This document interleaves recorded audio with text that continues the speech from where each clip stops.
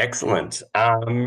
Okay, so let's open our decision-making meeting, which it occurred to me that it's the wrong title for the meeting because we're not actually making any decisions today.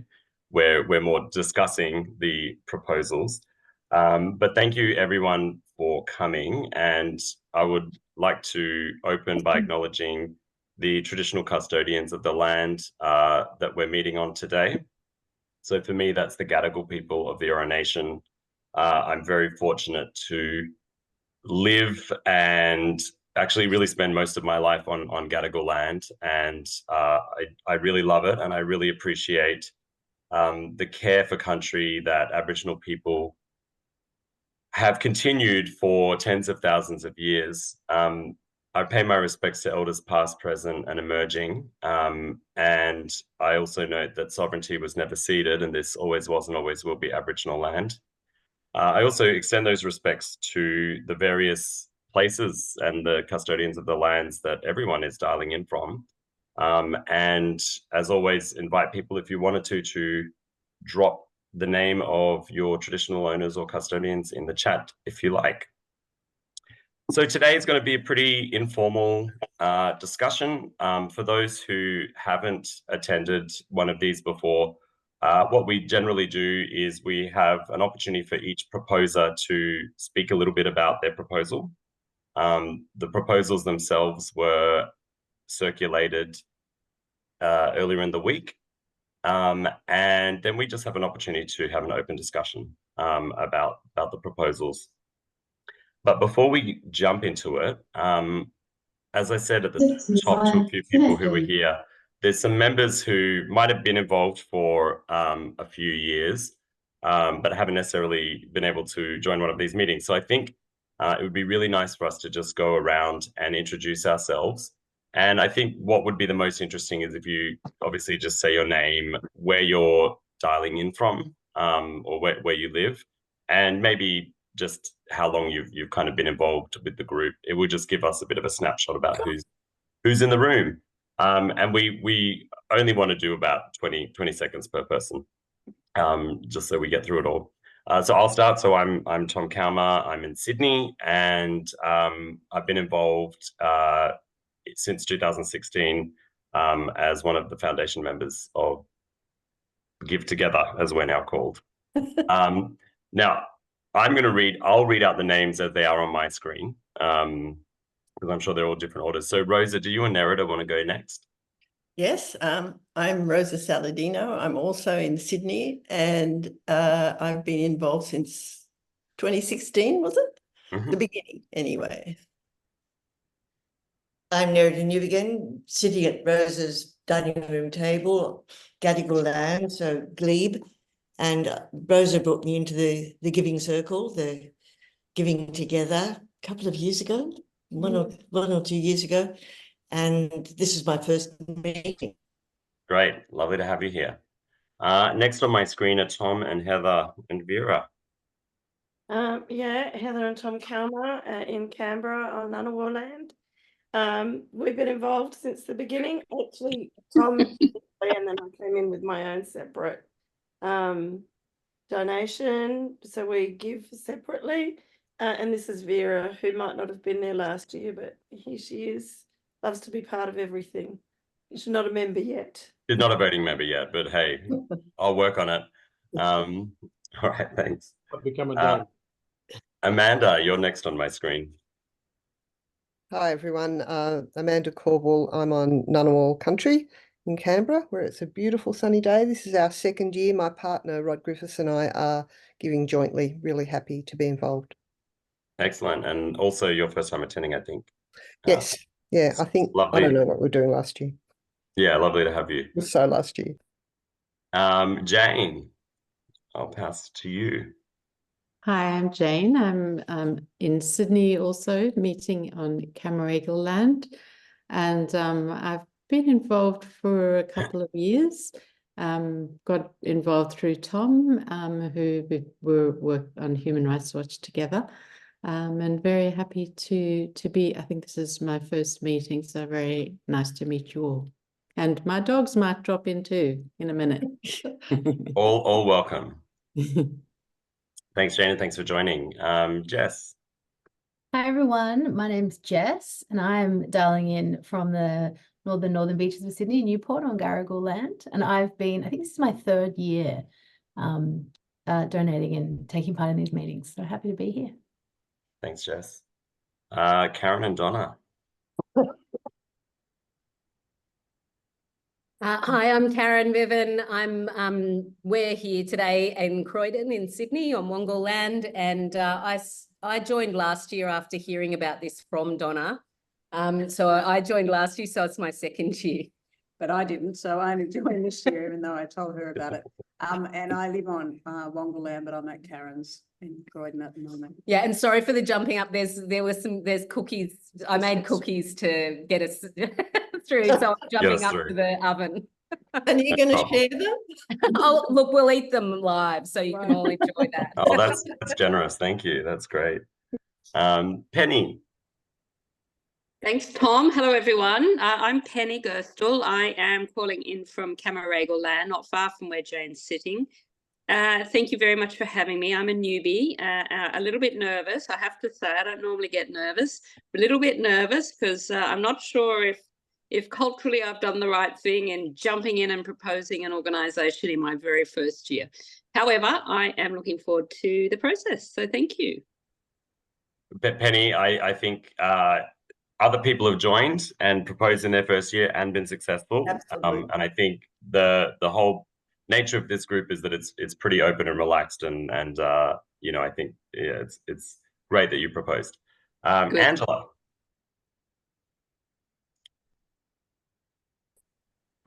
Hi everyone, my name's Angela Tsakardis. I'm in Sydney on, it says Eora, Gadigal and Wongal people, so it's inner west, so it's a mix. And I've been involved for a couple of years now. Last year was my last year, so I still feel relatively new to the giving circle, giving together. Thanks, Angela. And Anna. Hi, I'm Anna. I'm joining from Ngunnawal country today, and I was involved through Alice Kalma, Tom's sister and Tom and Heather's daughter. We've been friends since we were little. And I've been involved for about 3, I think it's my 3rd or 4th year. Maybe 4th year, I think, Anna. Yeah, I think it's my 4th. Yeah, so super excited. Excellent, thanks. And finally, Grace. Hi everyone, sorry I've got almost no voice at the moment. Grace Kalmar here from Canberra. I've been involved from the beginning. I'm Tom's sister. Excellent, thanks. You'll notice that all of the Kalmars are sick. We are we spent a long weekend together, and so you know, we're now reaping the benefits. Okay, so we'll jump into the meeting, the formal part of the meeting now, and I would like to take some time to do some thank yous at the end, but I do want to open by saying thank you to our proposers. So we have Penny, we have Rosa and Nerida and Jane. And what's really lovely about this year is that 3 of the people who have proposed have never proposed before. So it's great to see that engagement of new members coming in, and you know, it refreshes the group a bit, I think, and it allows us to see a different perspective and different proposals. Now, before we jump into it, this year I'm actually not going to facilitate the discussion. There's a few reasons for that. Firstly, which is not a big one, but one of the proposals for Welfare Rights Centre, I actually am an active board member on that board of that organisation. Penny will speak about the proposal, and she has identified and proposed this independently of me. I think because of my role as the facilitator of the group, I'd feel just a bit more comfortable not being so active in the conversation. That said, I think because of the nature of our group membership and also professionally what everybody's involved in, it's very likely that every year there will be someone who has some level of involvement in something that's going to be proposed, whether that's through lived experience or being a consultant or a board member. So I don't think that there's anything wrong with that at all. And in fact, I think that we learn about new things and new organizations because of that. What I would say is if someone was going to be a kind of financial beneficiary of a particular proposal, we would definitely want to call a conflict of interest there to, I guess, have a clear delineation between that person's decision-making power. But in general, I don't think it's too much of an issue. It's my choice to kind of step away from the conversation just because I think it's cleaner for me. But the other reason, and probably more importantly for me, is that you'll have noticed in the last 12 months, I've been trying to find ways to have other members engage with the group and in different ways, because I really don't want this to just be, you know, something that I'm kind of pushing. And so, you know, thank you to Rosa, Heather, and Tom, who hosted events earlier in the year. Massive thank you to Anna, who is in the process of helping us with our branding and launching a new website, which will be out later this year. Thank you to Sandy, who can't be here today, but she's put us in contact with a graphic designer to help us design a logo. And lastly, a big thank you to Jess Ferguson, who is the founder of Leadership Rebellion. And I'll make sure I drop that website into the chat. But Jess has been a member for a few years and has agreed to facilitate this year. And I think because of Jess's involvement with the group and approach and professional experience, it's a really great way to contribute to the group. So in a moment, I'll hand over to Jess. I'll still be here. I'll be taking notes. I'm aware that Jane will have to drop off soon, so I do want to make sure she's got enough time to speak. So I'll hand over to Jess. Before I do, welcome to Gabby, who has just joined us. And you haven't missed anything, Gabby. We're about to get into the discussion. So I'll hand over to you now, Jess. Thanks, Tom.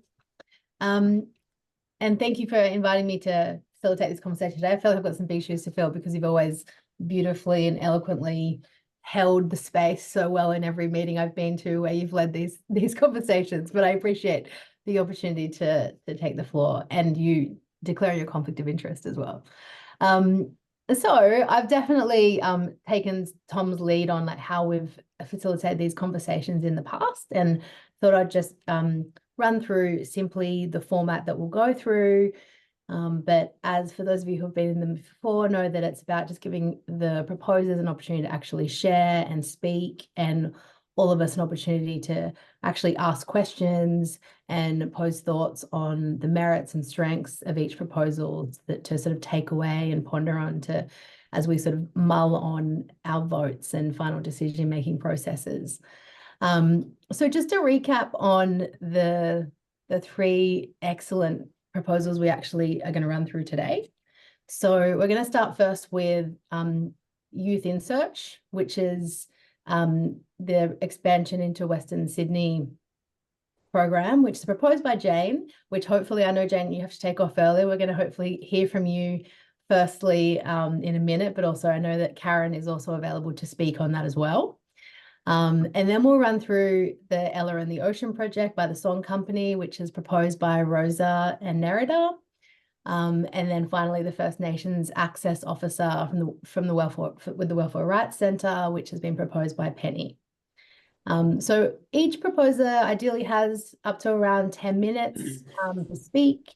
I think let's definitely let them speak first and hold off any sort of questions till they've actually finished, just to sort of get through the information they initially want to share.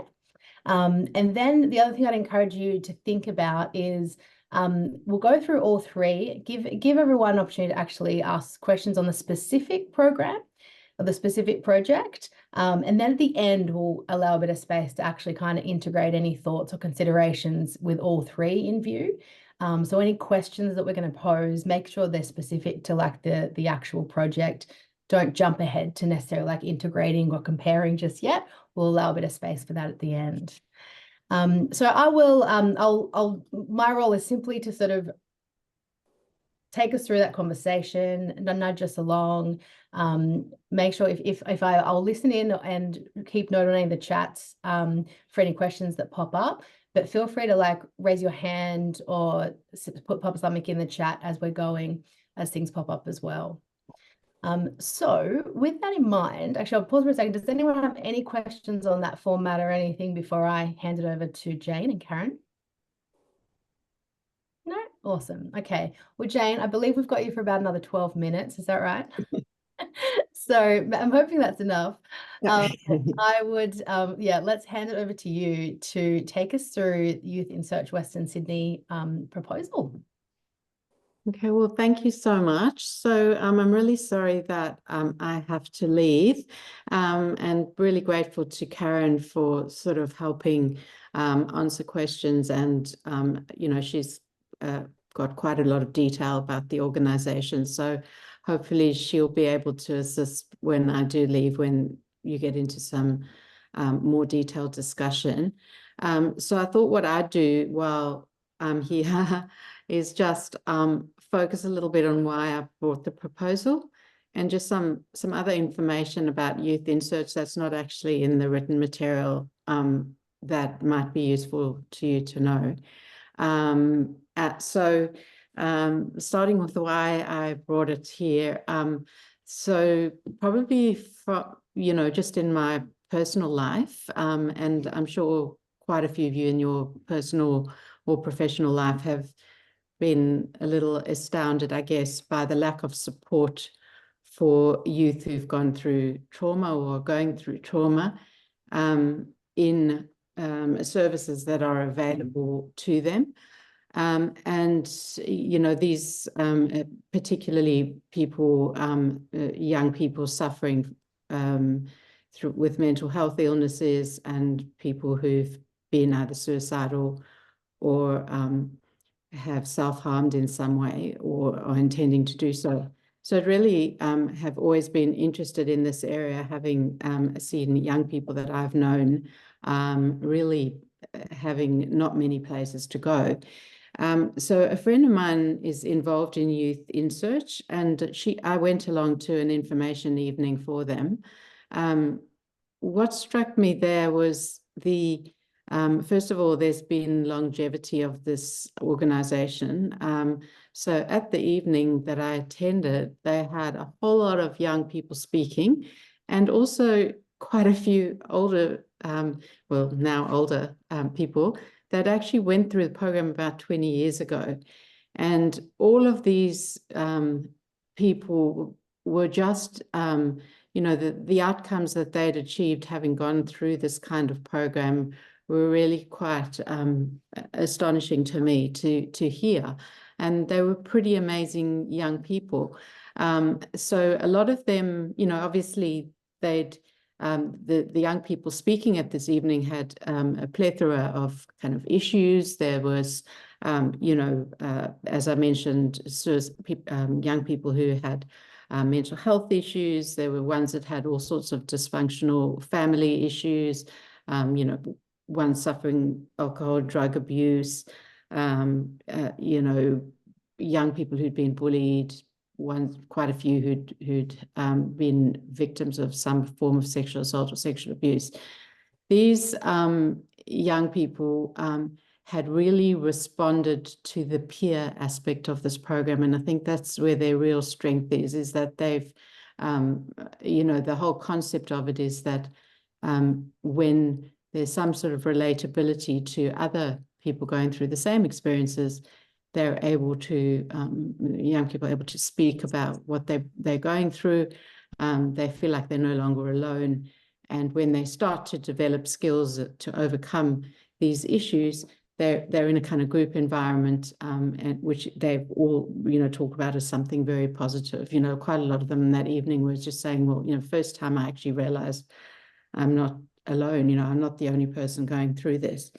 So there was also the other thing that struck me at this evening was how incredibly sustainable it was. You know, like really these, a lot of the people who'd been through the program, the young people, they had themselves later gone on to do the leadership program that's also run by Youth in Search, and then become leaders in the program for other young people.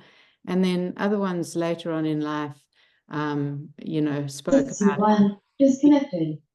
it was still, you know, influencing them in so many ways. I think there was a Paralympian swimmer there who just talked about how, you know, in every aspect of life she had, you know, she had kind of soared to new heights after going through the program.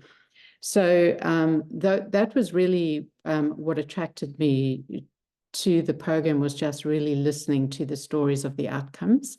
And the having then looked, sort of deep dived a little bit more into the organization, again, I thought the outcomes were pretty amazing. So, you know, I think they did do an impact assessment in the last few years, and, you know, some of the results they've achieved have been pretty phenomenal. So, you know, they're supporting quite a wide age of youth. So I think from it's 12 to 24 or 12 to 25.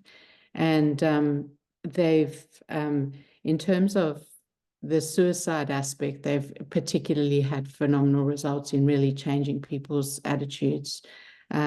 So, you know, they've had, I think, since 2003, they've had at least 3 different studies on their outcomes. And they've, you know, having huge figures, you know, 65% saying no longer suicide, or 80% saying no more suicide attempts. That's just in regards to suicide. But in many other aspects as well, you know, in particular life skills, feeling confident, you know, gaining self-respect and all those sort of things have also achieved a huge amount. So their cohort, I think, currently has quite a high LGBTIQ plus group of youth, just considering lots of different issues which have faced that cohort. A high cohort of Aboriginal and Torres Strait Islander, I think it's about 34%, they said in 2023, about 17% with a disability or impairment in 2023. So they, as is outlined in the document, I think they do weekend workshops, weekly support groups, and they do individual support as well with social workers. But I think it's the fact that they've got the peers involved, which has really seen them, you know, achieve what they've been able to achieve so far. They're pretty rural and regional based, but they are trying to become stronger in some of the city areas where they haven't been. And this is why Western Sydney, which is seen as an area, and I think it's including kind of far Western Sydney, which is itself a little bit rural and regional, they really are trying to expand there, considering that particular area is in terms of sort of youth at risk issues is an area which needs quite a lot of focus. So they've already started to work in that area, but basically what they want to do is, with this project, is really establish a presence there, so that they can then take that on into the future and hopefully try and get funding for that on an ongoing basis afterwards. I don't want to take too much of your time, and so I might just stop there and see quickly if anyone wants to ask me something before I have to run away. Yeah, thanks so much, Jane. That was a great explanation. I'm mindful, you've got a few minutes to stick around for questions, or did you want Karen to take over? Look, it's probably better for Karen to take over. But you know, I've probably only got time for one question. So let's get them rolling then. So it sounds like an incredible proposal. There were definitely some of the key merits that I really noted there, around that it seems to be this sort of exploratory expansion of something that already seems to be working, which is great. Some of that data is really sounds really tangible in terms of the actual measured impact that it's having, which is great. The sustainability of the program sounds really positive. And I like that there's a link to this program almost being like an opener to other programs, and nice synergy there with a broader strategy at play, in terms of the impact. That were some of the things I picked up, but I want to open up to the floor. What specific questions or anything you wanted to share that really stood out to you about this proposal? We'll open it up to anyone who wants to jump in, catch Jane before she goes, or Karen as well.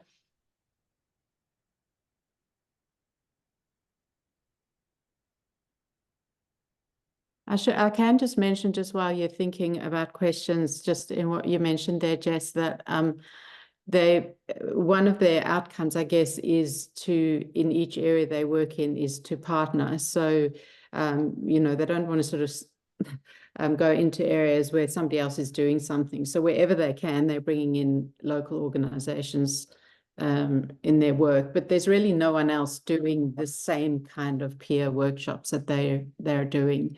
And it's that which has really made people, some of the young people, stick with the program, because you know, each week they're turning up and finding that they can actually connect with other people of their same age and also having similar sort of problems. So it's not something that's easily found elsewhere. Mm. Yeah, that's excellent. I know, Rosa, were you about to ask something then? Yeah, I'm not sure that I've understood the proposal all that well. Is the $40,000, is that going to fund a weekend workshop or? No, so the $40,000, as far as I understand, the way it's working, they've actually got a social worker going into some of those areas now, but they want to be able to have that social worker there pretty much for most of the week, sometimes with a supervisor that's coming through. And then also they will be trying to have a weekend workshop as well. All right. And how does the women returning to work budget fit into the proposal? I mean, I didn't understand that the budgets at the end, there were kind of three. Yes, I think what they were trying to say, what they were trying to do with those was just give an example of how they might use a particular budget. Yes, I know that was slightly confusing. So I'll just jump in there, sorry. Yeah. When I circulated the templates, I actually included 2 dummy. Oh, that was you. Yeah, that was so, and it's just to show that you could either have a detailed budget or you could have a simple budget. So sorry, I might have caused confusion with that. If that's what you're talking about, Rosa. Yeah, but there was something here about, now I can't see it.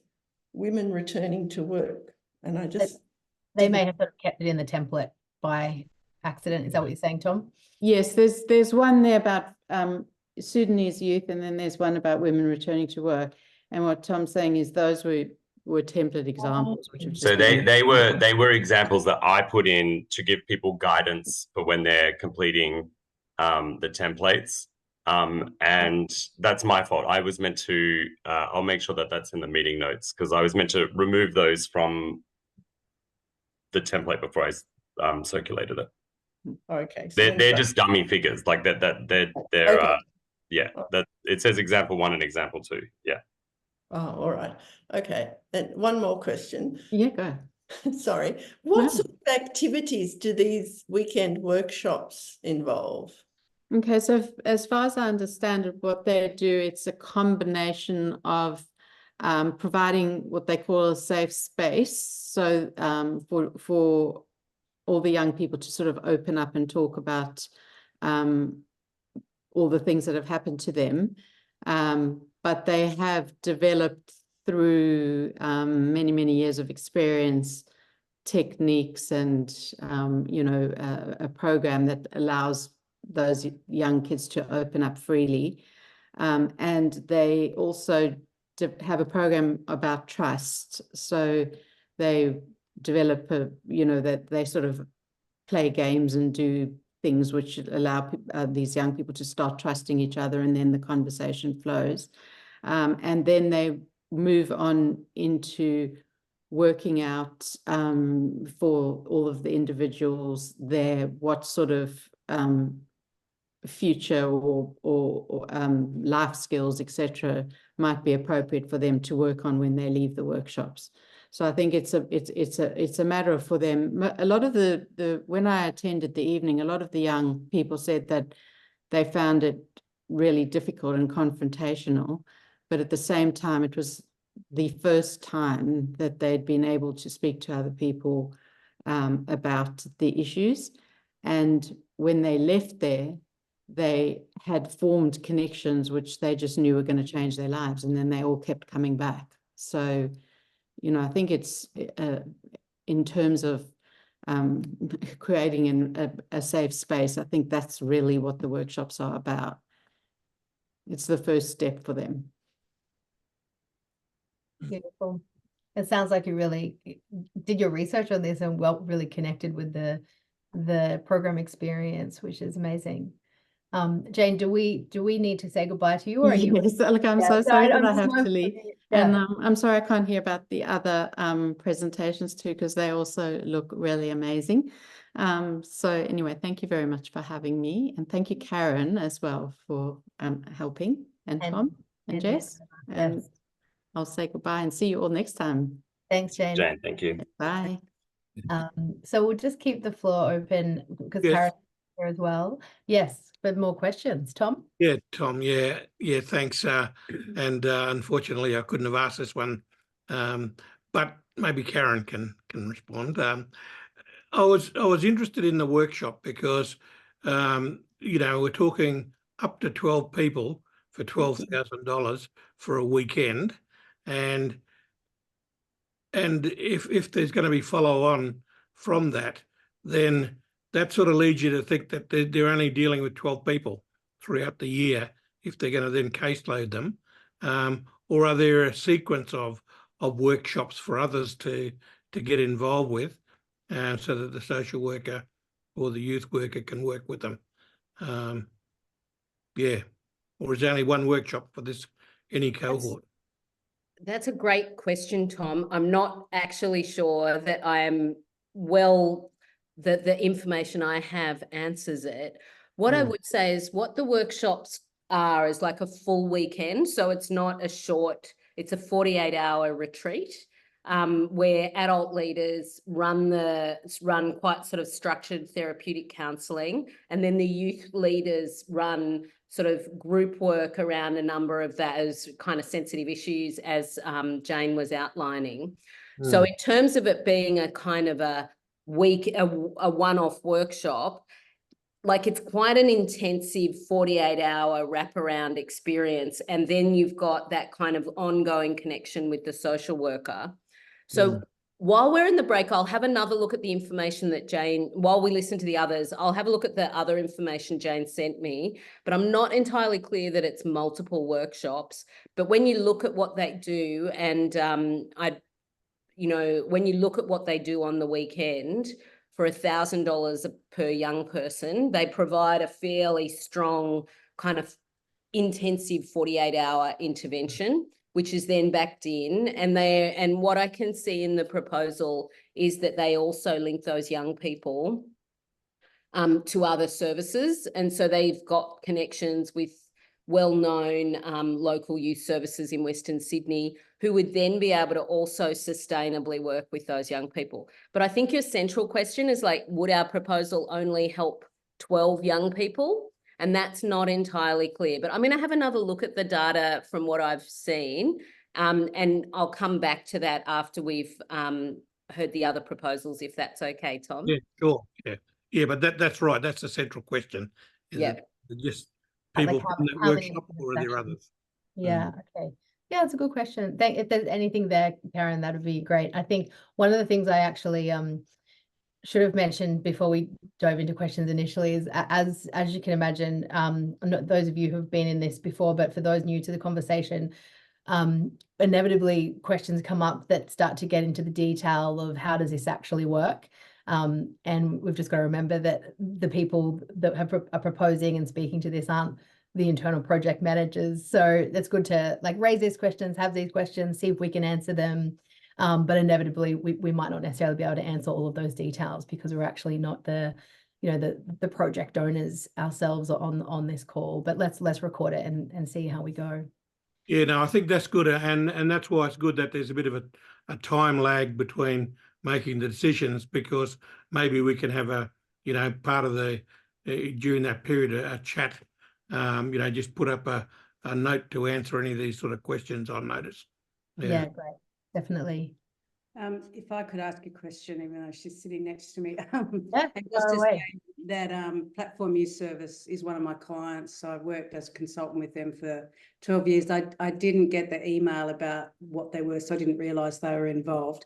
But my question is about the peer support element and just whether or not it's those 12 young people that then get peer support groups, or whether they also have other people have access to those peer support. So that just not clear whether the peer support is only for those young people who do the weekend. So I think that's pretty much the same question that Tom's asked about how many young people are engaged in the program. So I'll give you the same answer. First of all, like the weekend workshop is that intensive environment. And then as Jane mentioned, there's that weekly peer support group. That's the other part of the peer support element. And my sense is that this is for a cohort of young people, but I will check in the period between now and when we do further conversation at the end. Awesome. Thanks, Karen. And yeah, I think the ethos of the question is always just actually how many does this actually impact or have access? So it's a good one to explore. Okay, are there any other questions for Karen on this project? Yeah, I'd like to ask a question. Sorry, I've still got laryngitis. No problem, far away. Very, very annoying. And we're talking about the Youth in Search one, right? Yes. Because it seems to me what they've written is that but this funding would allow them to include more people, more young people into their program. That's what they say explicitly. So it would allow more people, and that it's not just the weekend workshop, that it is then leading into the weekly things and the leadership program and all those things. So in fact, I think that it would quite expand what they're able to do. And they also have outcomes. They're also measuring outcomes like suicide reduction, a whole lot of harm prevention that they've demonstrated with this program. So just thought I'd end that out. Yeah, great. Some merit shared. Tom, did you want to? I do want to just quickly add something. I think you're right, Kathy. I think we can go back and clarify this because I wasn't sure whether this is a workshop to also develop future peer leaders to then kind of, bring in more youth. So we can clarify that. I think what Jane said, though, the crux of it for me was around trying to expand, like it's about trying to have a greater presence in an area of need, like that's I think, as Jess said, we probably won't know all the details of all of the ins and outs of these proposals. So I think from what Jane said and from what I read, and it's more about trying to establish in a new area of need. And just to add, I'm sorry, I just checked Jane's notes because I knew there was something in there. They're looking at, actually their target group is to work with 60 young people. So the target is actually to pilot this program in Western Sydney, to work with up to 60 young people to do kind of proof of concept for the work in Western Sydney that they can then show to try and grow their donors so that they can, grow the program from there. So Tom, I finally got to answer your question. So they're looking at, and I think they're looking at a number of different interventions that might work for young people at different levels. Fantastic. Thanks, Karen. Good deep diving there to get to that. Can I jump in, Jess? Yeah, please do. Look, I just hopped online, and they do actually have a number of annual reports, and the one that I found is for 21-22, so I don't have the most recent one. And so obviously the situation could have changed in a year, but they do actually receive funding from a number of other organisations also. So according to this, they had 3.34 million in revenue and expenses of 2.4 million. So just something to be mindful of, because I do know that we try and support the really small organisations. Again, that's not last year's report, and things can change in a year. Yeah. Amanda, thanks, Angela. It's a good point on terms of like the ethos of this group. Amanda, did you have a question or? No, just more a comment or explanation. I mean, it's pretty clear in the outline. To address these challenges, we're seeking partial funding to expand the social worker from 3 days to 5 days so they can deliver more. What that work program ends up being is probably still to be determined, but it could be more workshops with greater impact, you know, wider range of work. But they're saying they just want to have money to pay someone to do more work, which in and of itself is fine. Yeah, so it's quite specific to expanding this particular project in the larger scheme of the organisation. Yeah, and just to address a question, sorry, that somebody else asked, part of it is to do more and then also to train youth leaders out of this program. Yeah. So it's kind of got that sort of ongoing built-in support of young people going through the program and then becoming part of the program going forward as peer support leaders. Great. One of the questions that popped up that was sent through that Tom has sent to me from Tiffany, Karen, and this may be getting a little bit granular, but given you seem to have some good notes on hand, I'll ask it and we'll see if we can answer it. Was around, given that it is sort of moving into a new area in Western Sydney and the focus on Aboriginal community partners, there was a question on have they actually identified who they're going to be sort of working with yet, or given it is a new area, are those partners identified at all? Yeah, so they have identified partners. I will say they haven't actually got like an Aboriginal community control organisation as a partner. What they do have is Platform Youth Services, who Donna mentioned earlier, are a kind of medium-sized or fairly significant youth services provider in Western Sydney Blue Mountains. And they have a significant team, an Aboriginal youth work team as part of their organisation. So they're partnering with Platform. They've also mentioned that they're partnering they've got a partnership that allows them to take referrals from the schools. So the partnership they've got, I'm sorry, I'm just finding the exact name, is with, now I can't find it. There's the National Student Relay Service or something that allows them to create relationships with the National Student Wellbeing Program scheme, which allows them to for schools to work with them to create relationships. And they're saying that part of the work they want to do as extending the work of the social worker to 5 days a week would mean that that person could then actually go out and build all of the local partnerships in Western Sydney. But they've got a couple of pretty significant ones in place. And it's worth noting that Platform Youth Services has a significant, has 38% of their clients are Aboriginal, and they have a significant team of Aboriginal staff that exist within the Platform Youth Services program. Okay, awesome. Thank you for that insight. Okay, are there any final questions? No? Got some good questions, some things to ponder on? Okay, excellent. Well, in the interest of time, let's move on. I think Karen, you're off the hook for the minute, but you may be called back up at the end of the conversation, so hold tight. So let's move on to our second proposal, which we'll go with the song company Ella and the Ocean, which is proposed by Rosa and Nerida.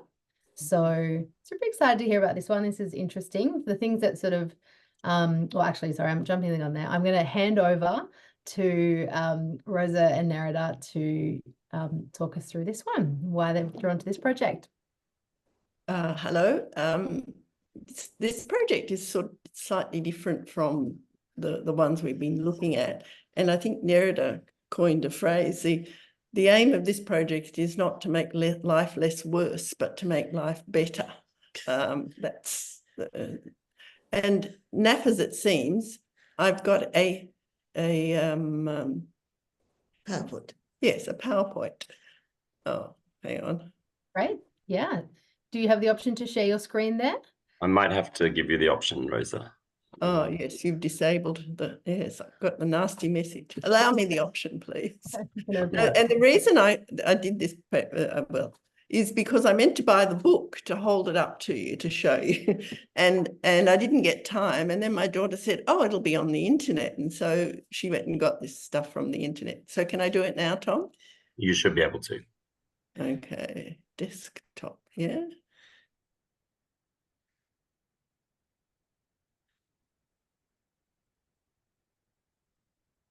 Oh God, it might be tedious. It might be too tedious to do.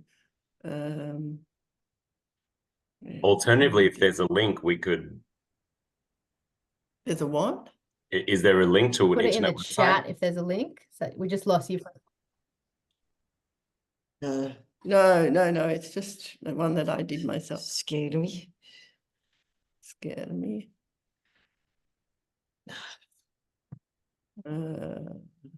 Maybe you could send it to Tom or Jess or something. Would that work? Yeah, I could do that. If you hit the share screen button at bottom, is it still saying disabled for you, Rosa? Or No, it's not, but it's saying desktop whiteboard. So I assume desktop, Yep. but then when I press that, oh, hang on, maybe I press share. Open systems preferences. Sorry, and then privacy. Just turn this on, see what happens. Yeah. God, hang on.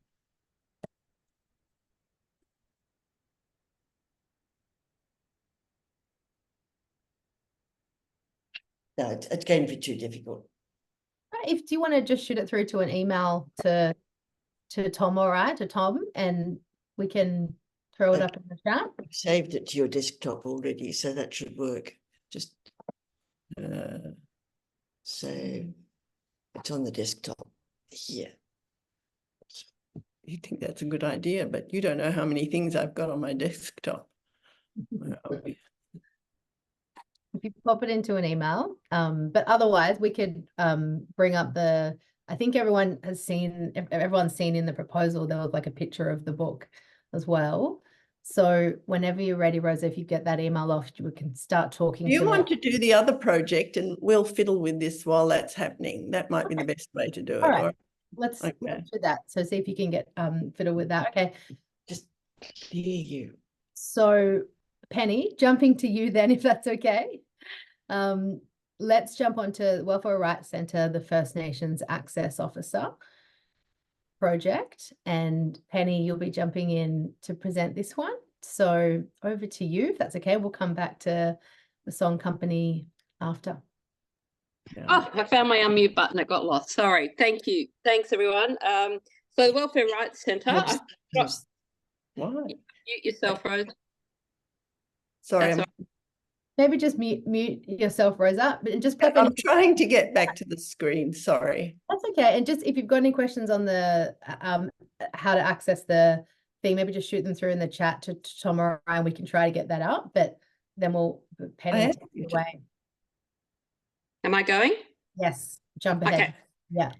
Okay, so thank you, everyone. Welfare Rights Centre. I think I'll give you a bit of a brief overview about who the Welfare Rights Centre are, why I chose them, and then go into the specifics of the project and where the money would go, and then a bit about the potential, for what happens if we're unable, if we don't fund them, who does fund them.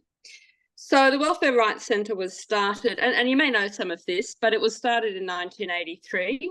It was one of the community legal centres that sprung up in the 80s as it was a bit of a movement of community legal centres responding to the scarcity of affordable legal help for marginalised people. You may know there's a number of welfare rights.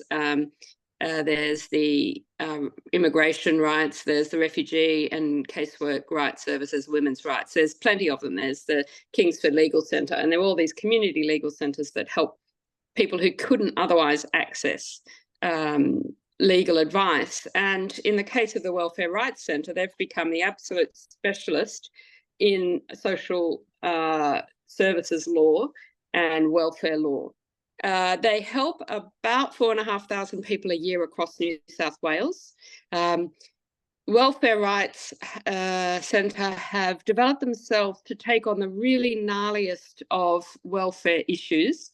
And then they have community connections. If you check on their website, there's just huge pages or page of various organisations that they refer to when it's a simpler legal matter.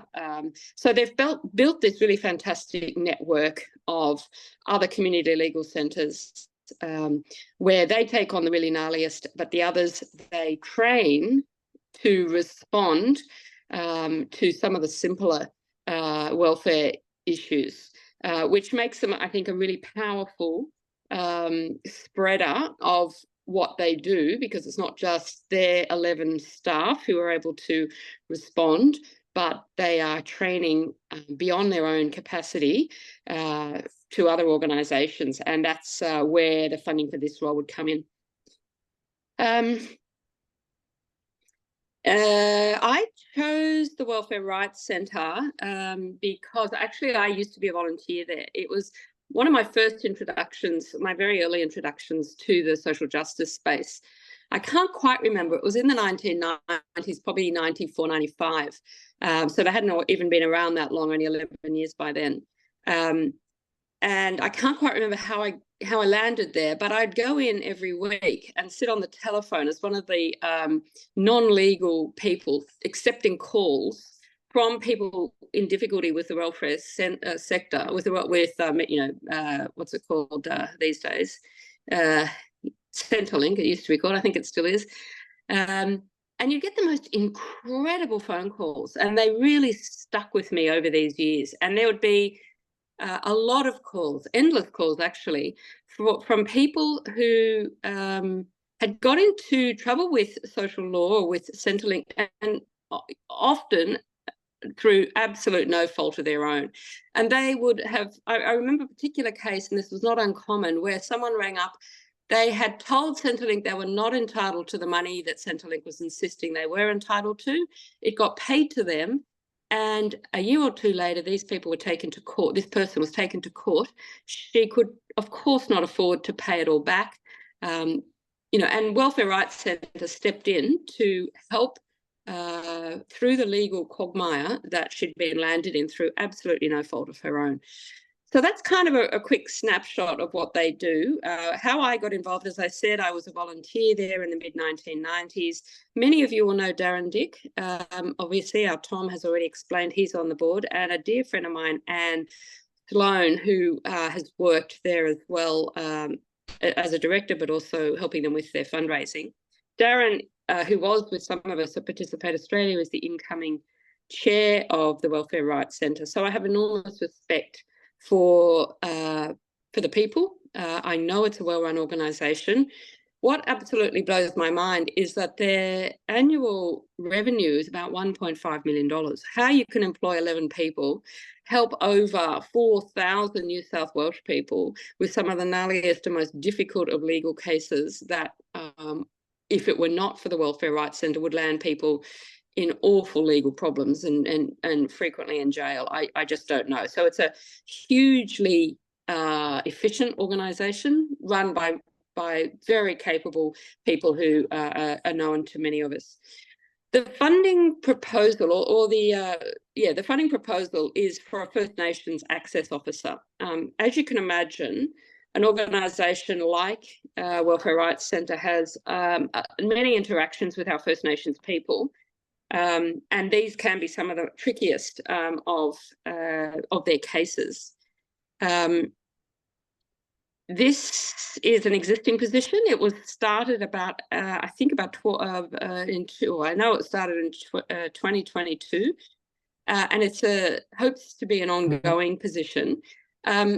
As a bit of an aside, the community legal sector is in total crisis. There's absolutely no question of that. A report was recently written came out this year by a Warren Mundy, as opposed to the other Warren Mundy, and it talked previous year's budget, federal budget, of an absolute urgent funding necessity of $215 million as just a stopgap for this year, with a $575 or $500 million requirement from 2025 to keep this sector afloat. And in their wisdom, our federal government came up with $44 million. So welfare rights is facing a crisis, the Welfare Rights Centre. It will definitely continue, and I believe some communication with the chair the other day, Darren Dick, or the incoming chair, they think that the government's going to step up and keep them afloat until the next review, which will happen by mid-2025 happens. But I've put a link in the chat to an article which talks about the crisis in the community legal centre sector, and it actually specifically mentions the Welfare Rights Centre and how much at risk they are, were it not for the money that the chair thinks may have just been allocated to ensure their ongoing success without being anything other than a stopgap. So it's certainly not multi-year, which is what the sector need. Obviously, they need multi-year budgetary commitments, but they're getting at the moment, you know, a tenth of what they need year on year. So if you do have a quick look at that article in the coming days as you're making a decision, it talks about welfare rights and actually mentions this First Nations Access Officer as being under threat. Now, I don't have any indication whether that's correct or not. It's in the press. So maybe we can find out from the board or from the CEO if that's the case. But anyway, that article I've put there talks specifically about this position. So what does our First Nations Access Officer at the Welfare Rights Centre do? It's a woman. Her name is Alientia Weldon Otti. As I said, 18 months in the role. She's a graduate in criminology, community services, and is currently studying at UNSW in the JD program, the Juris Doctor program, so will become a lawyer. But what her role is overall is to create those connections that I was talking about earlier with other community centres. First Nations Australians have a huge, in fact, I'm sure First Nations people around the world have a huge distrust of anything to do with government and you know, the law and the legal system, etc. So often when First Nations people do encounter problems with our social security law and system, they don't know where to turn, and they don't want to turn to government or to non-First Nations lawyers because there's not that trust there. So this very important role, this First Nations Access Officer role, builds trust with communities. It builds trust with other organisations who are able to refer First Nations people to us.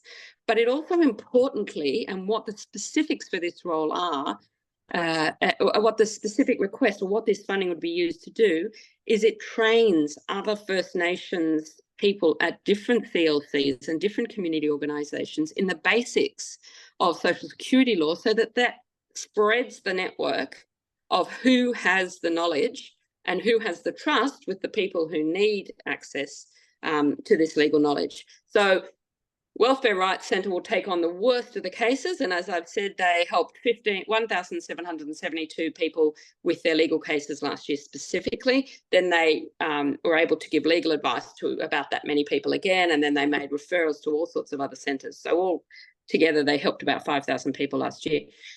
But they not only take on the worst of the cases, but they also train, very importantly, they train legal officers at other community legal centres who are First Nations people to deal with the simpler cases. So if we are not, well, how do I put this? One of the conditions, or one of the things that we're interested in the group rules, are that this is an otherwise hard to fund position. given the crisis in the community legal centre, given the fact that there has been some intimation that it is a position at risk.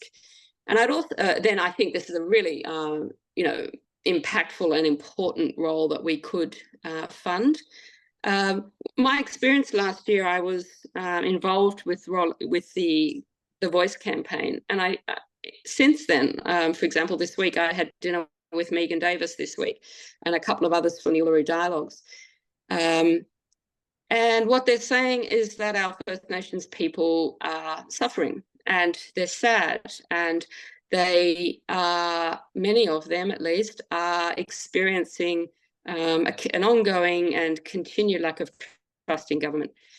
So for me, one of the most important reasons we'd fund this position for the next 12 months, because don't forget, in 2025, the next review will come out and it's expected there will be an improvement to the funding.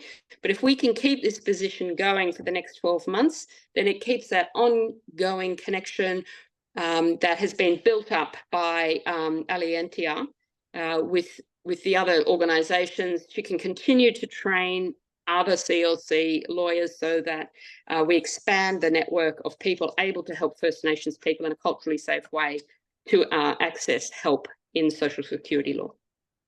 The end. Thank you, Penny. Excellent summary. Well done. So I'm just going to, before I open up to the floor, a few things that really stood out to me in what you just said was that there seems to be a really clear goal here of better financial outcomes for First Nations people. And there seems to be a really nice, really big knowledge sharing focus, which is great. Acknowledging that, yeah, the role exists in the broader landscape of the Welfare Rights Centre work, which seems somewhat sort of medium size, not small, but not big, but medium size. I would say actually, even among CLCs, Welfare Rights Centre, despite the critical work they do, they're small. Their budget, their annual income, 1.5 million. You can't get much smaller than that.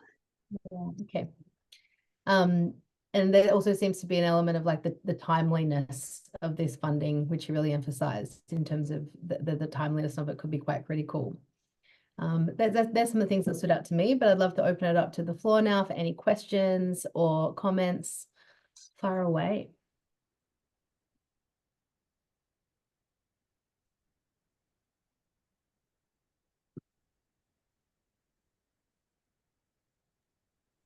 Rosa, you're on mute if you're... I've unmuted myself. There you go.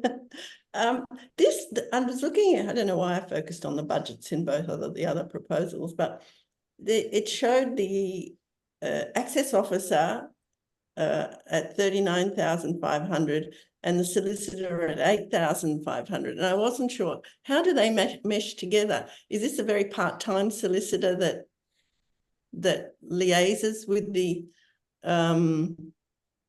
no, so let me explain. Yeah.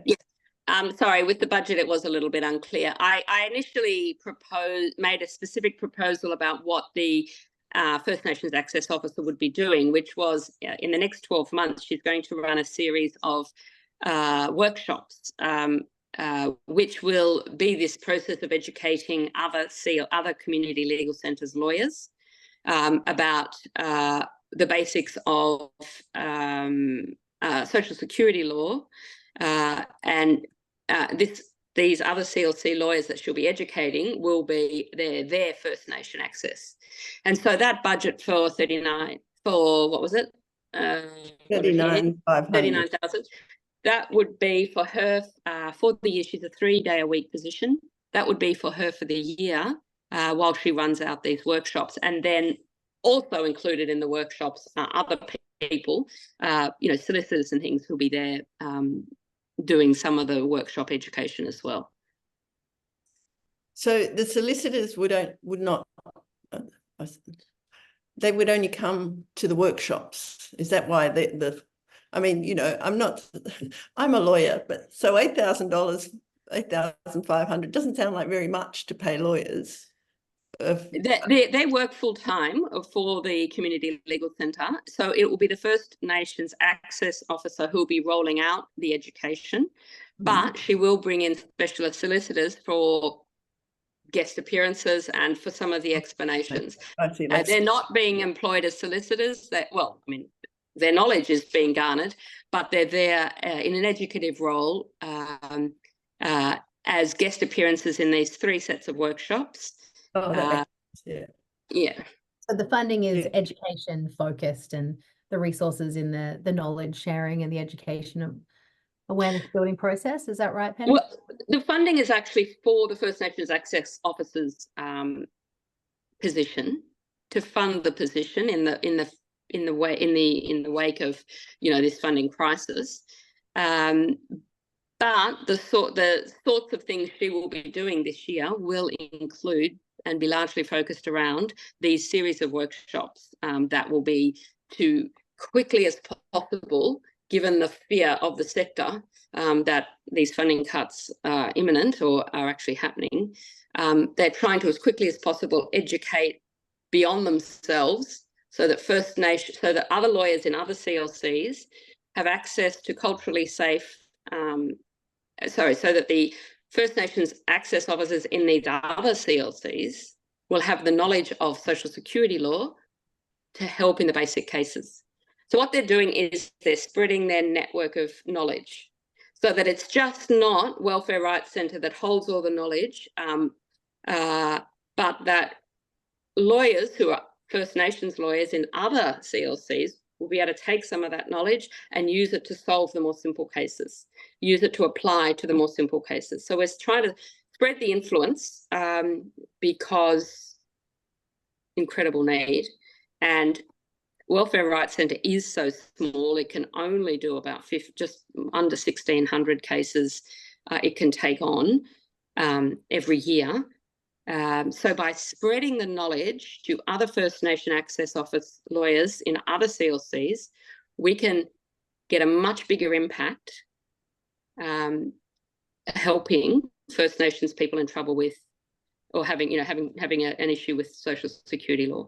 So it's funding the position of the First Nations access lawyer, and she's not actually a lawyer, she's a lawyer in training, but she's a First Nations woman herself. So she will be using the funding or her position to train other lawyers at other centres who can cope with the less complex cases, and the Welfare Rights Centre will then be able to continue funding the complex cases. Jess, can I just add one thing? This is for all of the proposals, and it's also for the people who are maybe going to watch the recording. Just in terms of the budget, I think all of the budgets have a portion. The overall project is more than what we are giving as Give Together. And so there are line items in each of the projects that I think will have to be funded by an organization, or they'll have to get a grant or whatever to fund it. So, for example, in this particular project, the whole project has been costed at around 70,000. But the bit that Give Together would support is just the First Nations Access Officer. And I think it's the same with the other proposals as well. Like it specifies what part we would be contributing to. And it's similar to a few years ago when we supported the position for Rosemary's Way. Like obviously creating the whole movie was a much larger budget than what we could contribute. We were contributing to one part of a bigger project. So just so when people are reading through the budgets, I don't want it to be confusing around. We might look at how we can simplify that, I think, for future years, so it doesn't confuse people, because we're not giving away $70,000 this year. Yeah, only we were. If only next year, maybe. But if where is the balance of the $70,000 likely to come from, Penny? Do you know? It's there in the proposal, Rosa. So Cages Foundation are going to toss in 10 grand. Welfare Rights Centre themselves will have to fund to 20,000, and we would fund just on 40,000. So yeah, it's a $70,000. That's specifically for these education workshops. But that also, in fact, that amount of money covers the First Nations Access Officer's salary for 3 days a week. Okay. And does that position already exist? I'm sorry, I was fiddling around before, and you may Yes, it does, Rosa. You're right. It does. It Yes. exists. It's been there since 2022, but it's been highlighted as in the article that I put in the chat as a position that's under threat if if government doesn't stump up, or if it's got to go, it's got to go, sort of thing. And we would very much, I mean, I think it would be a really useful project to do, is to continue that corporate knowledge and trust building among First Nations people, that position doesn't chop and change and get by necessity stopped and then restarted in 2 years' time or something. I think it's a really critical position. And Kathy, you've got your hand up. Kathy. Yeah, I just like to understand if there's anything else like this in the sector, but just to make sure people aren't crossing over each other or things like that. Unfortunately, there's not, Kathy. There are plenty of community legal centres that are able to cope with, as I said. I mean, the point of these training workshops and this position is to train others so that there is a wider network. But surprisingly, the Welfare Rights Centre is the only community legal service. I mean, you can go and pay privately if you can afford it, of course, but the community. Why would you need welfare services if you can pay Exactly. And will it be across New South Wales? Do they service centres across New South Wales? Yeah. Well, they're based in Holt Street in Surrey Hills, but yeah, they will take cases from across New South Wales. Yeah. And then training CLCs across New South Wales. Yeah, correct. Yeah. And if you go onto their website, I mean, there really are a lot of other organisations that they are collaborating with and that they are training, etc., with in order to spread this web of capacity, so that others can help in culturally safe way to work with our First Nations people who need it in this particular field of law. It's a very specific field of law. Sorry, you're right down the bottom of my screen. I can hardly see you there. It's a very specific field of law, and there's not a lot of people who are specialists in this, and these are definitely the only ones specialising who take on all the hard cases. Thanks, Penny and Kathy. Are there any other questions for Penny? Yeah, it's as much a question, but also a comment that we've seen this in last year's proposal as well for the legal centre here in Canberra that was servicing women, and the whole issue around social security is a big one, and women in incarceration are often in there because they're not servicing community service orders or paying fines, etc. And that's in part because they just aren't familiar with the system. And so I think this is the sort of initiative that will lend weight. And I'm sure there's other pro bono support out there by lawyers, but this is appears to be a very dedicated position just to look at. Yeah, because pro bono support is great, but it's a bit anarchic, whereas this is more of a bit more systemic or something. This is also specialist. So pro bono support is fantastic. And, I've worked a lot with Gilbert and Tobin on pro bono matters for refugees, and they've become very skilled in that field. But this is such a skilled and niche field, that these guys really are the experts. And they would usually be referred to by, like RACSA by Gilbert and Tobin, for example, on refugee matters. They would be the reference point for a lot of other pro bono anyway. So they end up, doing a lot of the work anyway. So, yeah, look, it's really critical. Karen. Yeah, I would just more of a comment. I think the fact that you've got someone in place with relationships already in play, doing the work, knowing that the NLAP, that's the National Legal Assistance Partnership, is being negotiated, and there's that view that it will land hopefully with some improvements after the Monday review next year.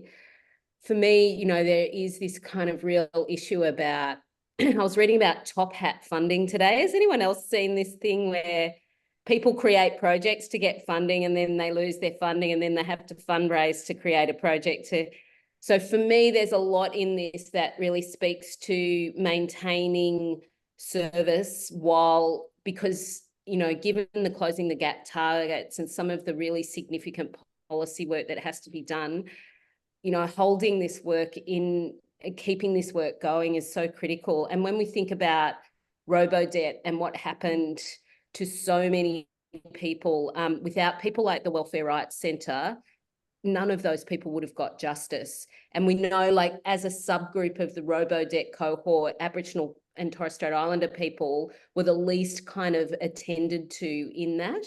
So I just think, you know, Penny, that there's so much merit in the way you've talked about maintaining. This isn't actually growth, and it's just heartbreaking. Like, we're all just holding on.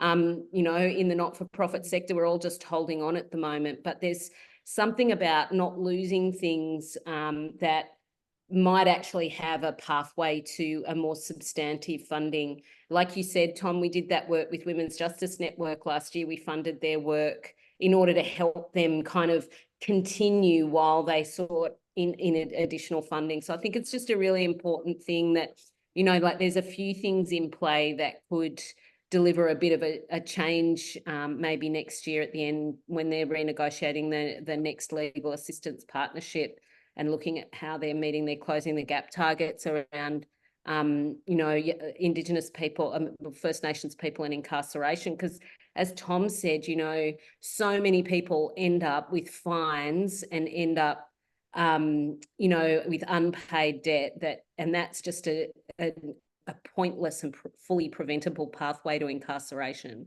So yeah, I feel like it's a very strong thing to not be starting something, but to help maintain something.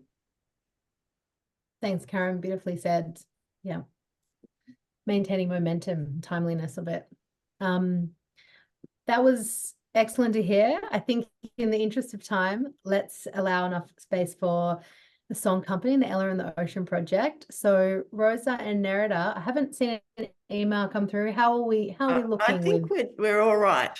Okay. Yeah. You don't need me to share it? No, hang on. There we go. Can you see? Ah, wonderful. Yeah, Excellent. well, there you go. My technical support team is leaving now. Well done. Take it away. Okay. So this project is slightly different from all the others. I mean, all the others make your heart bleed, but we're hoping that this one will make your heart sing. I came across it just by going to one of their performances, and they're beautiful beyond belief.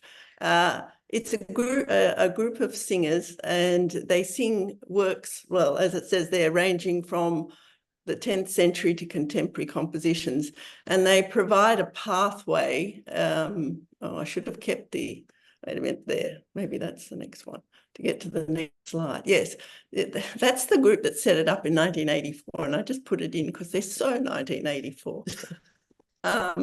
It kind of provides a pathway for young singers to hone their skills and also to earn some money while they do it, because all the singers are paid and they're a professional group, but they never have enough money to hire fancy venues, and their source of income is from donations and ticket sales. So they're not like the opera house, the opera companies or the symphony orchestra. They don't get any of that kind of funding. So they're completely reliant. And they've got this project, which I think Nerida is going to talk about. Why does it not work?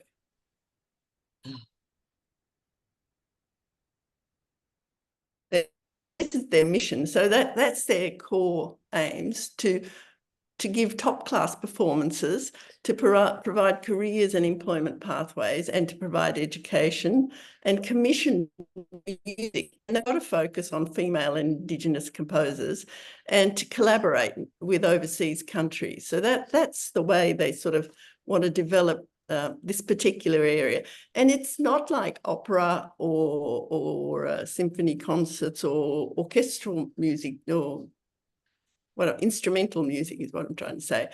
it's a particular sort of glorifying the human voice, and I think it's an area of performance that is neglected in mainstream music making, and so it's a sort of clinging on to an art form that might otherwise, well, not be lost, but certainly go underground. But the particular project is called Ella and the Ocean, and it's I think Nerida's going to talk about the project, or not?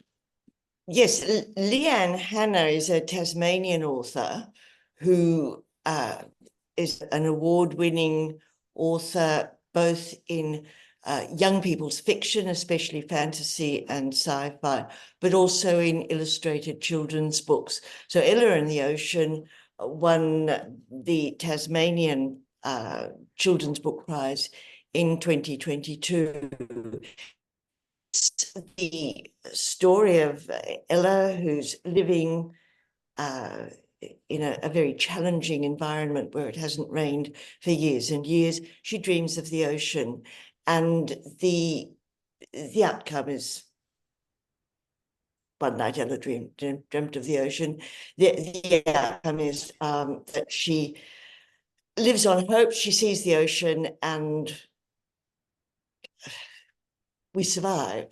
Now, the proposal of the song company is to commission music to go with based on the book, and to take that music and song out to schools.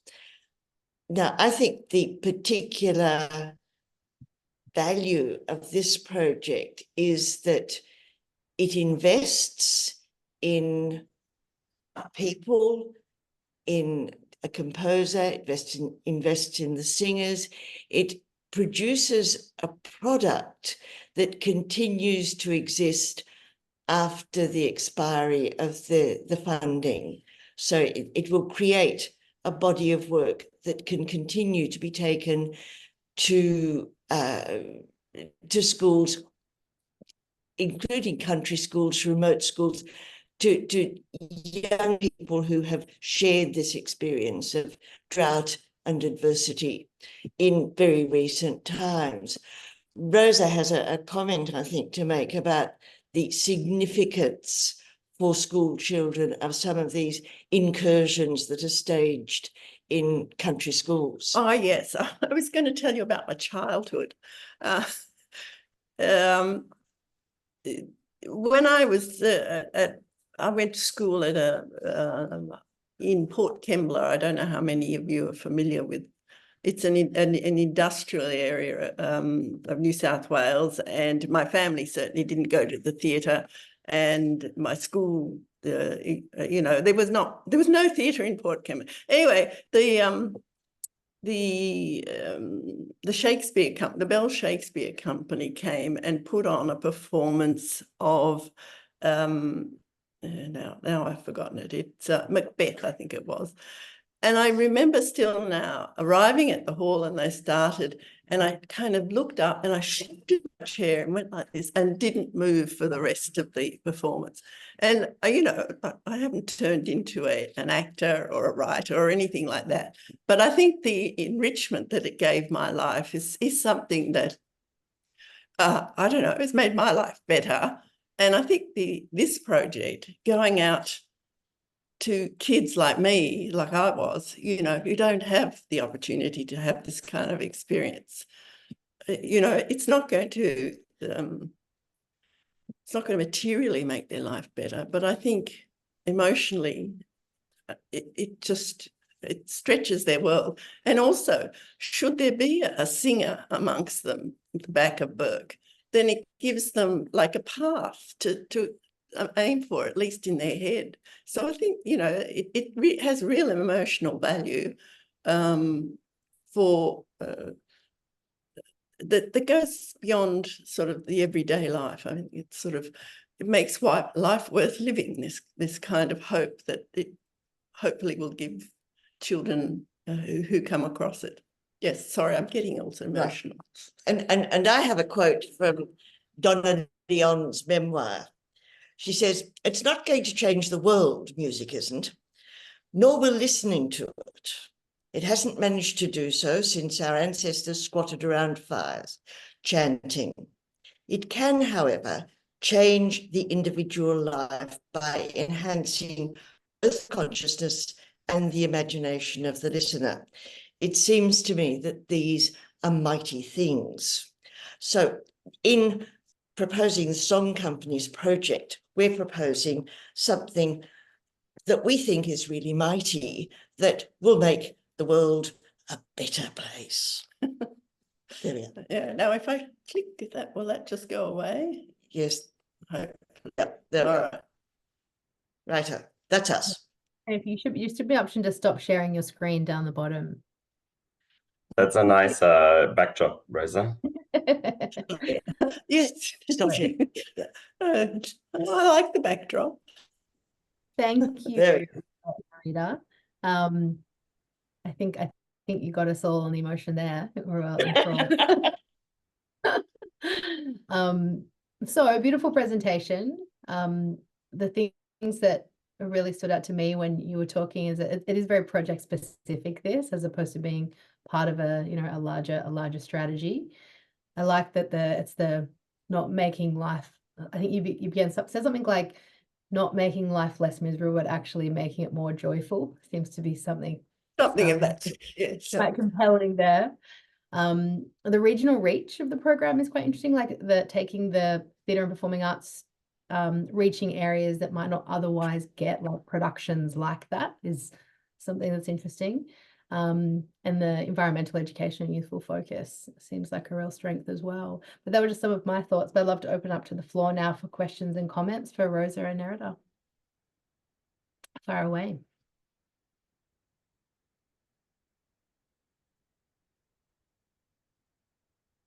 Short meeting. Short meeting. Kathy.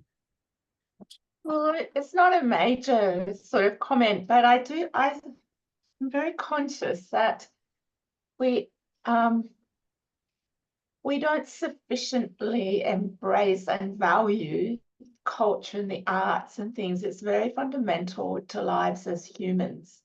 And it's really easy to neglect and put it to the side because there's always more important things.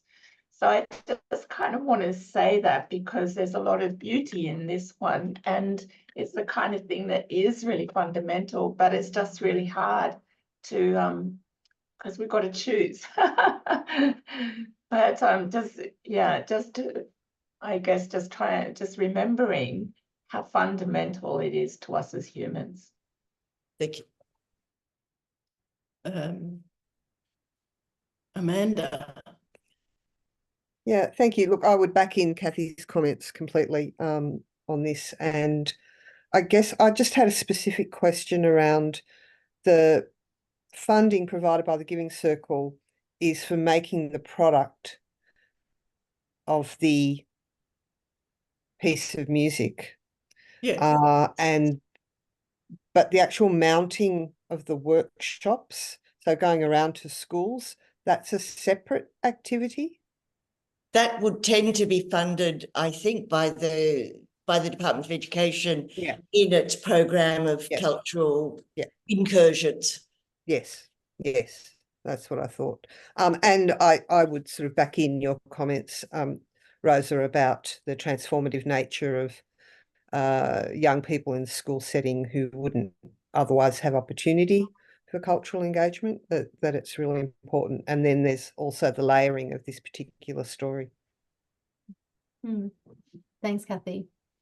And just to clarify there on the funding as well, that is it sort of guaranteed that this with the initial funding provided and the composition and everything funded, is it sort of guaranteed that access will open up, that they will get the support to tour? Well, nothing in life is guaranteed, but based on their past performance, yes. Yeah, so like the relationship is fairly strong. Is that? Yeah. Okay, great. Other questions? And I would add that besides those wonderful 80s characters with their hair and their flares that you saw, the song company is in a process of continual renewal. So the current singers, as you might have seen through the links that were provided, are much younger. Yes, So- it's not old fogies. This is not an old fogies nostalgia. This is, you know, helping young people come through Yes. and develop their careers. Yeah. Okay, wonderful. And that's that, like the employment aspect of who gets to actually tour, be part of the crew and the crowd people. Can I just ask, thank you, Rosa, just in terms of other funding, how well funded is the organisation overall? That's something I'm trying to make sense of with all of these proposals. Well, I don't know what they have a group of philanthropists categorized as archangels, angels, cherubim, seraphim, according to how much they give. But they have loyal followers who give to them. It's just an extraordinarily inspiring group that inspires philanthropy. Thank you.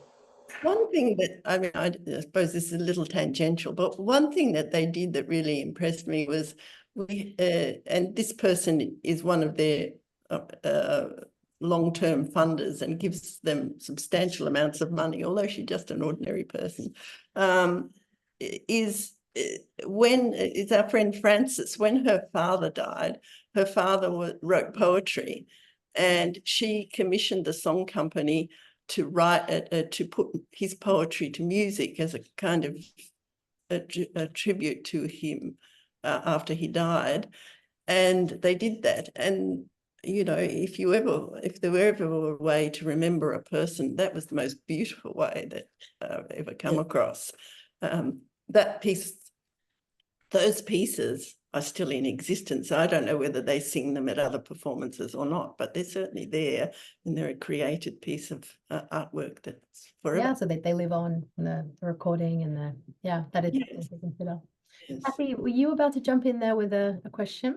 Yeah, just a follow-up from Angela's question, because I did have a look at them, and I had a look at the links and the Meet the Artist things, and most of those singers are actually professional singers with jobs elsewhere. Like, they're doing lots of work. They're not just full-time for the song company. That's just something else to remember as well. So the funding is for the song company, which is not all those artists doing full-time work. They're working all over the place. Oh yeah, you know, the musicians have that kind of life. I mean, they have, you know, I think they're better trained than brain surgeons, but to put a living together as a musician is almost, you know, a full-time job. Yeah.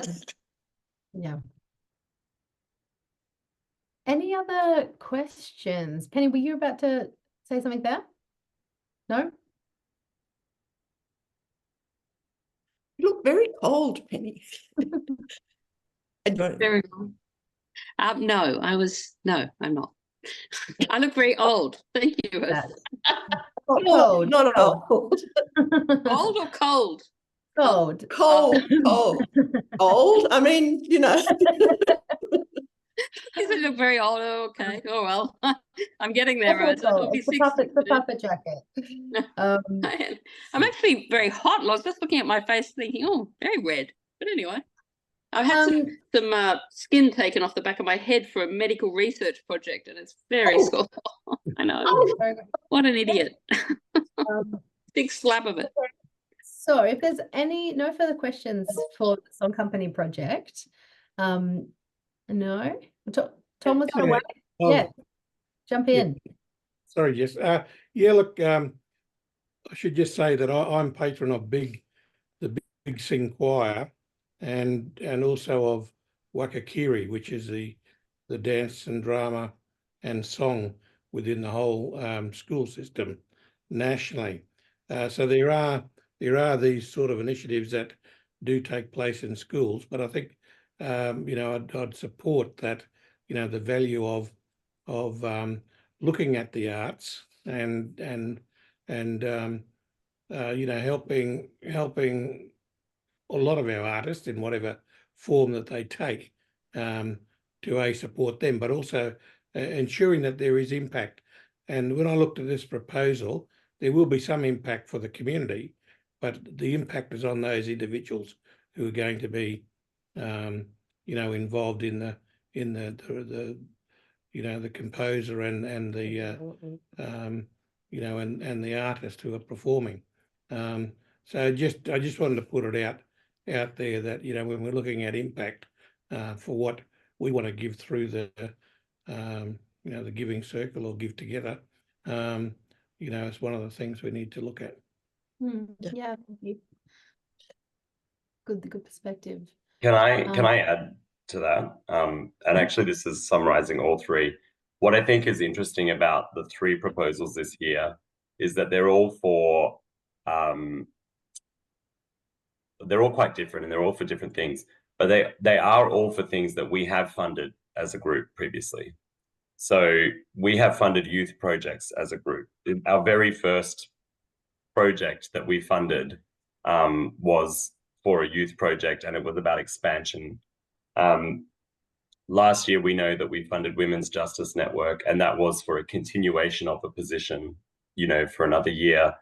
And previously, we supported Rosemary's Way, which was kind of the closest, I think, to the arts that we've got.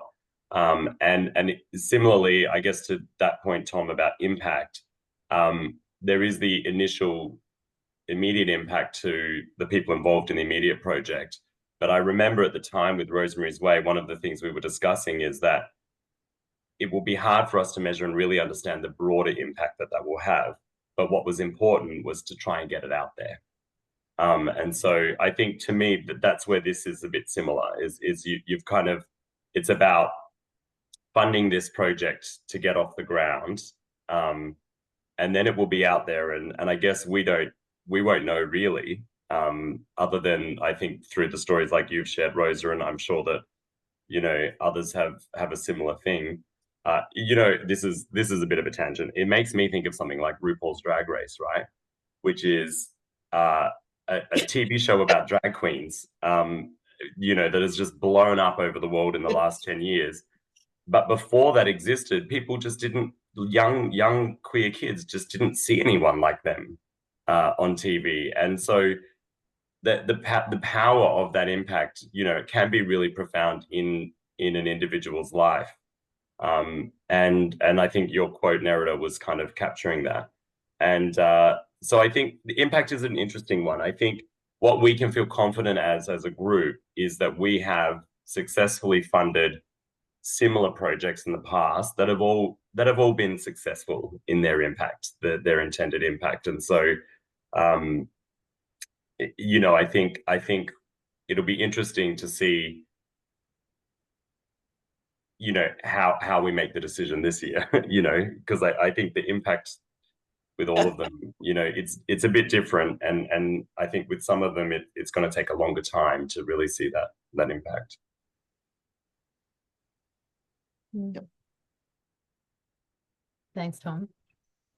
Tom will inevitably refresh us on exactly what happens here in terms of the final decision-making process and the vote allocation and everything. But I think with the next sort of 5 minutes or so, let's definitely open up to now being able to integrate any thoughts now that we've heard all three, picking up on some of the things that Tom has said as well, that opening up to the floor now for thoughts, things that are sitting with you now that we've heard from all three. If anyone wants to jump in with any perspective, go for it.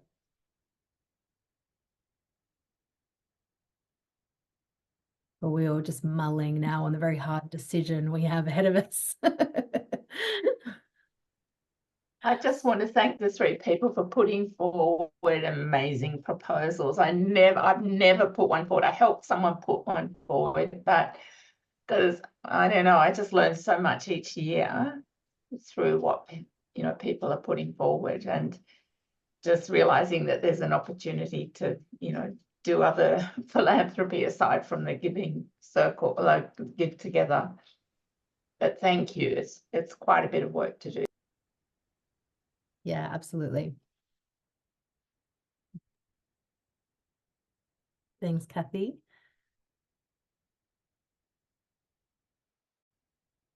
Does anybody else want to offer up any? We'll definitely do some thanks and farewells at the end, but any other thoughts specifically, or ideas that are sitting with you now that we've looked at all three? No? Okay. Well, I think I'll definitely reiterate, Kathy, thank you so much to everyone who actually presented today. And absolutely, it does take a lot of work. You've definitely inspired me to do some research and reach out to some community next year and see if there's opportunity to contribute more in that space next year. And also different, and it's going to be hard, I think, to allocate votes. I am going to hand it over to Tom to, I guess, take us on in terms of next steps from here, in terms of how the process wraps up from here. So unless there's any final questions or anything, Tom, I'll hand it back to you. All right, thanks, Jess, and thank you for facilitating the conversation again. Look, just to reiterate again, thank you to everyone who proposed. I particularly love, Rosie, hearing that you, and also similar with Jane, it was you just kind of discovered this throughout the year, and then that kind of spurred you on to do a proposal, because I think that's where we do get some really nice things come across our table, is when people are going through their life with their eyes and minds and hearts open, and we will inevitably come across these things. So thank you to everyone. And Penny, I knew you volunteered. I didn't realize you'd volunteered in the 90s. So thanks for your continued connection with Welfare Rights Centre. I think as I said, so I think really what I'd encourage everybody to do now, I will later tonight put the voting poll up. It'll be a Survey Monkey. So, excuse me. You will get to give 2 points to your top preference and 1 point to your, I guess, second preference. We'll keep the voting open for a bit of a longer period of time, so probably about 2 days, to give everyone an opportunity to really reflect and watch the video if people weren't able to attend. On the voting form, there'll also be your information about your where the receipt, the tax deductible receipt, will need to go. So you'll need to put in your details there. And I'll also ask on the form whether you're interested in attending again or joining the group again next year. So it'll be a pretty straightforward form. Those of you who have done it before, you'll know it doesn't take too long. I'd love to get, ideally, I'd love to get 100% people participating in the vote. But I really do think in order for us to have a fair outcome, we do need to have a good chunk of people, 80–90% of people voting. So I'm sure everyone will. To carry on from that conversation that we were just having about impact, we are Give Together, and our byline is Giving with Impact.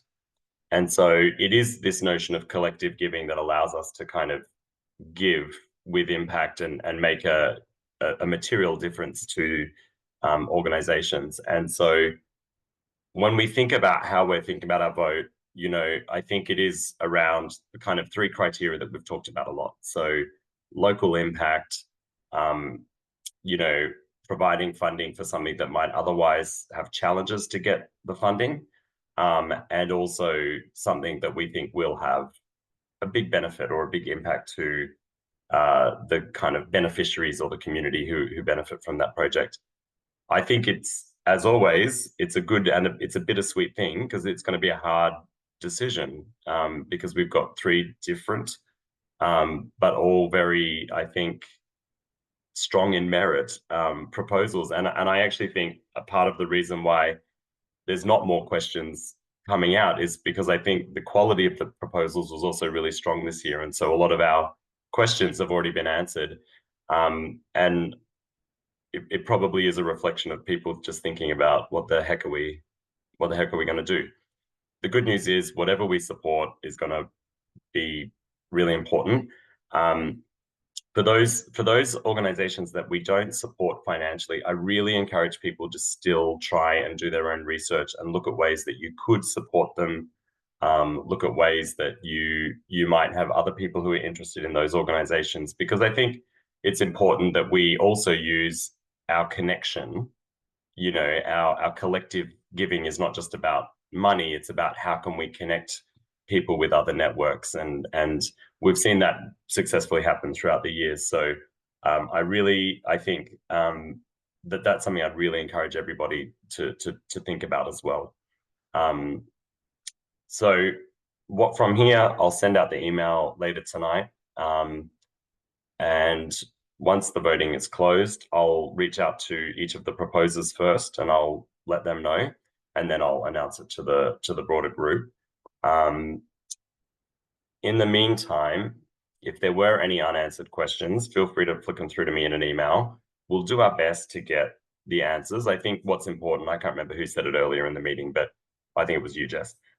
You know, no one works for these organizations, so there is a level of detail of answers that we're just not gonna know. I think we have a good understanding of what is being proposed and what we're being asked to support. So, but if there are any burning questions, flick them through to me, and we'll do our best to get them answered. And other than that, I mean, thank you to everybody for being involved. I will put this in an email, of course, but we would always love to grow the membership. We have a few people, I think, in the pipelines to join next year, which is great. But again, if you know people who might have the means and the interest in being involved in a group like this, nothing's going to be more powerful than you talking about, you know, why it's important to you and what you get out of it with someone, and that's what's going to kind of attract more people in.